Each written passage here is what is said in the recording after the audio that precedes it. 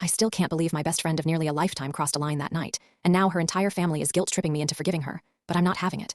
We've been friends since we were kids, and now that we're in our early 20s, I thought our friendship was unbreakable.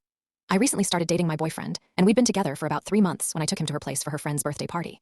Everything seemed fine at first. My boyfriend got along with her boyfriend, and she was being normal with me while we got ready to go out. But I did ask her to please not bring up something from my past relationship, something I'm really embarrassed about, and she promised me she wouldn't, said it was in the past.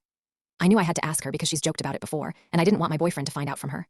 We went to the first bar, and before she was even drunk, she brought it up, trying to joke about it to my boyfriend, but I cut her off, trying to keep it on the down low. My boyfriend didn't hear her, but at that point I wish he had, because I know he wouldn't have wanted to stay after that, and we would have just gone home.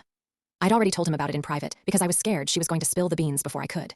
At the second bar, things got even weirder. She was yawning near my boyfriend, and he and his friends started doing this joke, where they say, close it before something goes in there.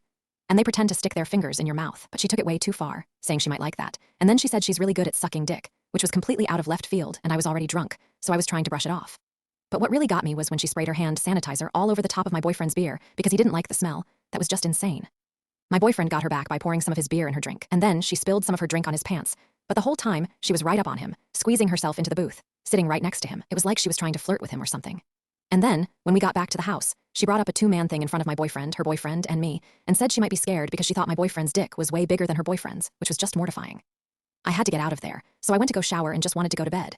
But before I could even do that, she walked in on me in the bathroom, and I found out the next morning that she'd also ball-tapped my boyfriend while I was in the shower. That was the final straw for me. I don't care if her family thinks I'm the bad guy for not wanting to be friends with her after that. I feel completely disrespected, and I don't know how I could ever forgive her for what she did. I'm not the one who crossed a line, she is, and now she's trying to play the victim, but I'm not buying it. Her family can say what they want, but I know what I saw, and I know how I felt, and I'm not going to just forget about it and pretend like everything is okay, because it's not. I deserve better than a friend who's going to disrespect me and my relationship like that, and I'm not going to settle for anything less. I've had enough of her games, and I'm done with our friendship, no matter what her family says.